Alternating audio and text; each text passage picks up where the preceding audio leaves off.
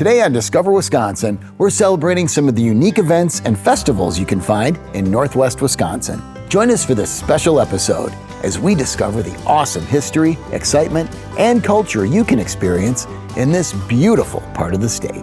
Hello and welcome to Discover Wisconsin.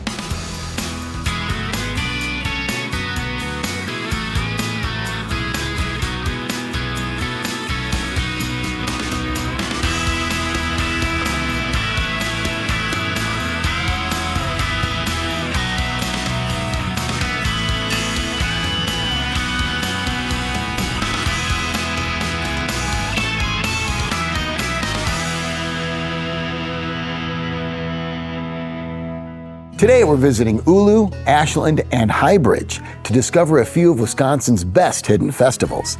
First, we'll start at Oulu Fest, a festival that celebrates the strong Finnish culture in the area. Next, we'll head over to ABC Raceway in Ashland to watch some exciting stock car racing on a dirt track in a historic arena. And to end our adventure, we'll visit Highbridge for the Northern Aged Iron Tractor and Threshing Show, an event that celebrates the past, present, and future of farming. Our first story takes us to Oulu, the small town with a big Finnish heritage that sits just above Iron River. Here we'll visit the Oulu Heritage Center for Oulu Fest to learn all about Finnish culture, food, and the historical roots that are preserved here today. Wisconsin is home to a variety of cultures that have built up over the years. Oulu, Wisconsin is home to one of the largest populations of Finnish people in the Midwest. At the Oulu Heritage Center, you can find many historical buildings, ancient artifacts, and of course Finns themselves teaching about traditional building methods, recipes of tasty goods, and more as they preserve their culture. So Dwayne, this is pretty cool. Tell me about this Finnish cultural center known as Oulu. We started this project way back in 1997. I was noticing that our heritage was disappearing. Our neighborhood was filled with 40-acre farms back when I grew up.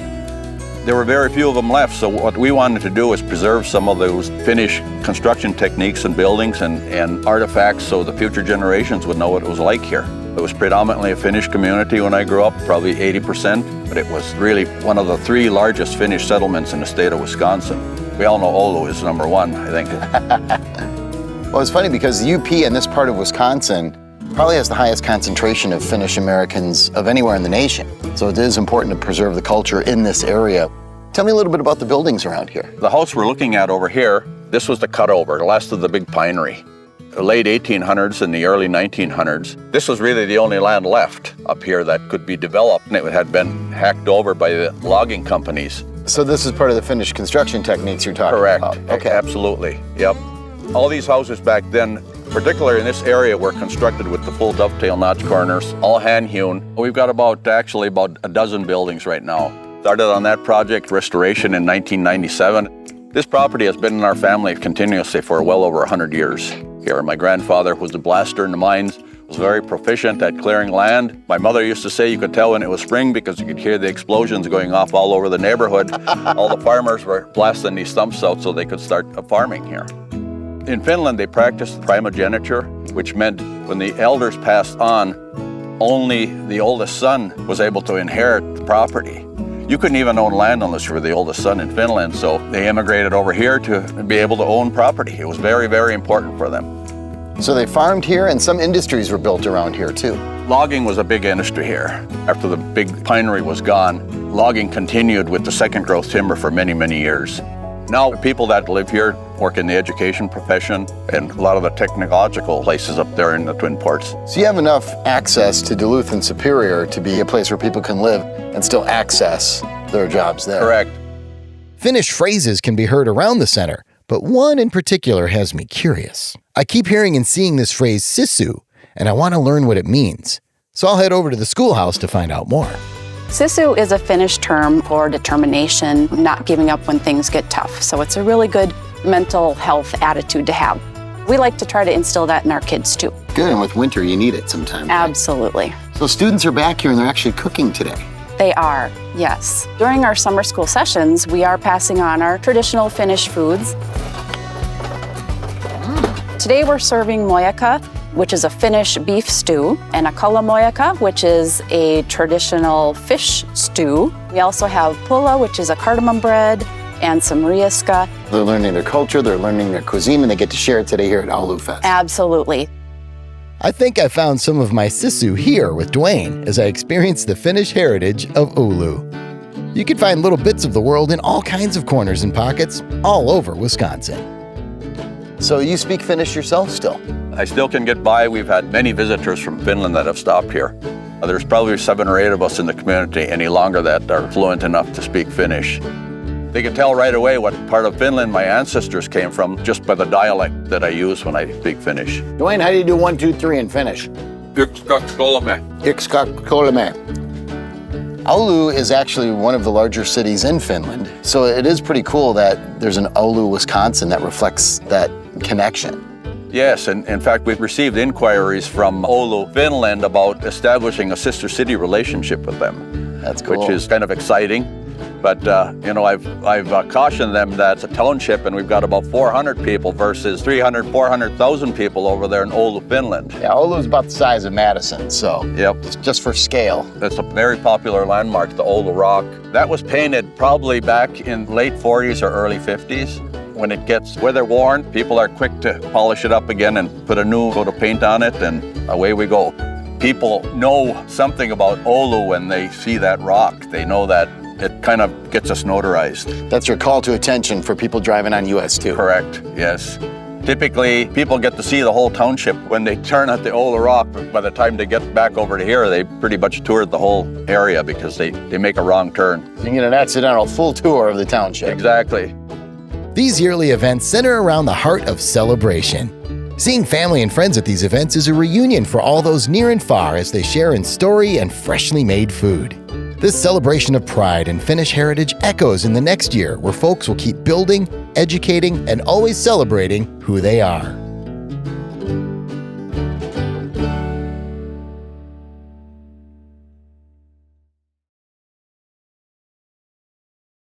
Buckle up, because next we're headed to the legendary ABC Raceway in Ashland. This exciting venue hosts dirt track stock car racing all summer long, with the famous Red Clay Classic Championship Derby at the end of every September. We always say that Red Clay is the second largest city in Ashland County 2 days out of the year. Well, the Red Clay Classic is the highlight of the racing in northern Wisconsin, northern Minnesota. We've had people that come in from North Dakota, South Dakota, Canada, Wisconsin, Michigan, all over the place just to come to this venue because it is so unique. This is Christmas time in dirt track racing here in Wisconsin. On a race night, when I see that little kid standing at the fence with his race driver's shirt on, that he doesn't know if he's in first or 15th, and he's cheering him on, that just makes me swell. I love that. We look forward to this weekend every year. I mean, hands down, it's #1. So rewarding, so fun. We're with our favorite people. You cannot beat it. The whole Red Clay Classic experience, I think it's second to none. The camping here, the fans, the parties. When we go home Sunday, we'll be looking forward to, 2026 and coming back. It's just a part of the community. It's a small community. We all grew up here and live here. We're the only track in the country that has all volunteers that I'm aware of. It takes everybody, and we know that, and we want to be a part of that. We know all these racers that are here. Like, if we wreck something, we can go to the trailer next door and they'll give us parts, like, here, take this. Everybody here would take their shirts off their back for the other racers. It's really cool. There's a lot of families that have been doing it since the beginning, here for 30, 40, 50 years, and their kids and their grandkids. In a community that we are so small, it's very difficult to sustain any business. To see it grow, we got 50 years of Red Clay, we got 68 years of total racing. That's unheard of in any business, more or less a small volunteer organization. Because if that volunteerism goes away, the heart of the raceway, I believe, goes away, because that's what holds us together. We are 100% volunteer here, from the guys parking the cars, to the ticket takers, to the people working the concessions, to the flag people, to the infield people, to the judges. Nobody's ever gotten a nickel. We're very fortunate that we have a group of 50 to 60 solid people that are here every Saturday night that just give up their time. They just love the sport, they love the family camaraderie that's around it. They're just totally committed to this association. The early days were a lot different than today. It was just the guys. Women weren't even allowed in the pit areas. Now the women are involved, the kids are involved. It's a family thing, you know, and it's just way better today than it was years ago. The Red Clay Invitational started back in 1976. We didn't have anything. We had no money. We had 2 sections of bleachers. None of the guardrails were around. There were some hesitant people because we didn't have any money. So, lo and behold, our local bank helped us and backed us. Our Chamber of Commerce helped us and backed us. And we had a lot of hands-on people doing the work. It's grown pretty much every year. First one went good and it just kept going from there. This year we paid $275,000 to the drivers. We have to do something special for our drivers. They've supported us since day one, and they're here today in record numbers. It just goes to show that we're doing something right. There was just a few race car drivers out there. We were just fascinated by the cars, as kids are. You know, some grow out of it, some don't. I guess I did not. This is my 45th year racing. I always said I'll never race in my 40s, and now I am 64. The longer you race, the harder it is to stop doing it. For at least what I've seen, there's not someone at his age doing what he's doing. It's incredible. The hardest working person I know. He races 15 times a year and he still probably works on his car more than I do. We spend a lot of time, you know, elbow to elbow in the shop working on our cars. For the last 3 years, we've raced against each other, and you know, we've had a handful of races where we've, you know, raced side by side, and I mean, that's just a dream come true. And we've always been really close, father and son, but we're now competitors and best friends through, you know, what we've been doing the last 6 years together. He was about my only chance of carrying on the tradition. I have a daughter, but it's not her thing, and he's done a hell of a job. I'm so proud of what he's done so far, and I know that he's got a lot more to accomplish in the sport, and I hope he can continue doing it for quite a few more years.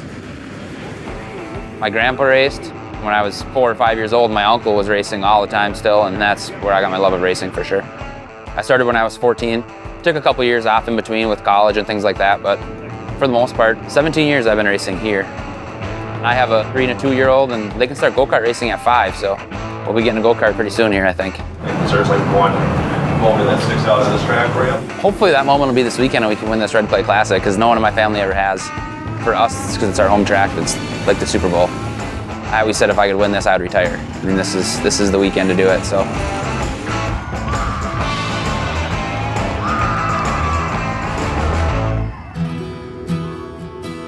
We've got people that have been coming as long as we've had it.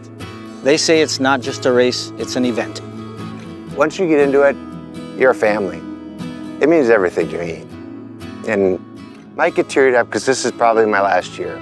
I've been here 37 years, met great friends. So it means everything. So it's a family member. What we are doing here is a great thing. The 5,000 people are going to be here this weekend, whether they're a driver, a fan, a worker, it's about them. I hope whoever takes it continues that. What can we do to make it better? Our last destination in northwest Wisconsin is the unincorporated community of Highbridge, home to the Northern Aged Iron Tractor and Threshing Show.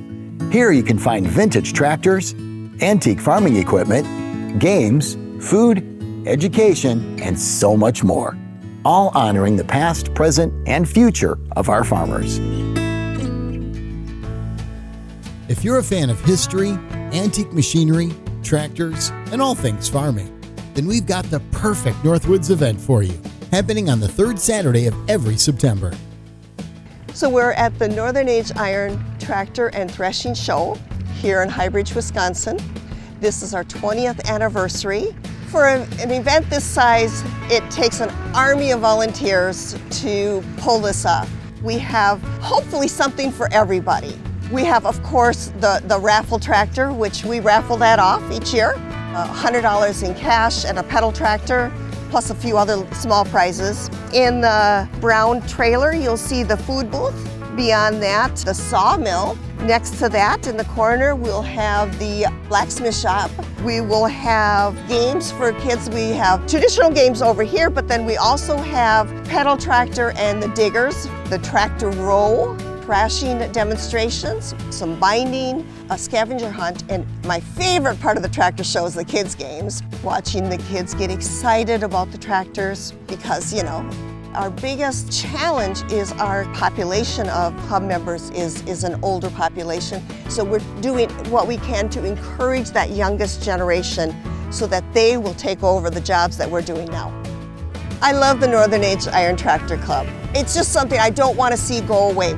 We've been doing this for 20 years, and I hope that we are sitting here 20 years from now. The mission of the club is to not lose sight of where we came from. Northern Age Iron would be a group of current, past farmers, love of old iron, love of what the old iron represented and what it did. Different varieties of implements, tractors that probably all our forefathers did, and we did not want to let it slip into the past. And we're trying to preserve for younger generations what agricultural stuff started from to where it is today. When we started this 20 years ago, we didn't even have money in the checking account to buy a can of gas. Everybody went and got a can of gas and they plunked them on the ground and we started. Now, 20 years later, it went from one machine, 12 tractors, a few families, and some awful good food to what you see today. The camaraderie, you sit by a campfire at night, or the music later on and people smile, tell their stories. That's the best.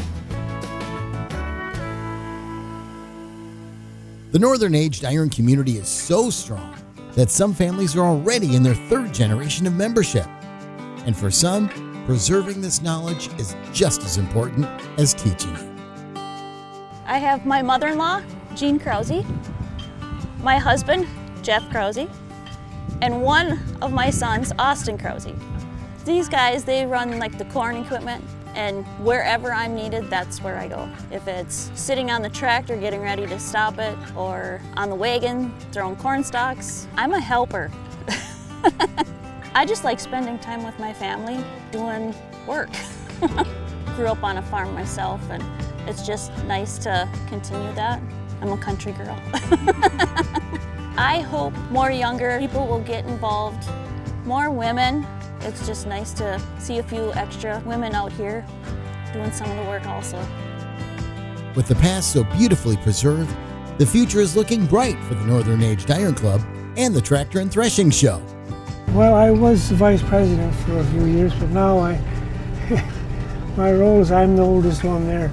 I'm just glad to see it going the way it is. I mean, I think we're close to 100 tractors here, and it's been growing every year. It's been a fun experience. Met a lot of good farmers from different areas. If this younger generation will volunteer to do like the rest of it have done, it'll keep going. It's really encouraging to have some of the younger ones take over now. If you're looking for a day full of learning, fun games, events, raffles, prizes, and more, then you've got to come check this out.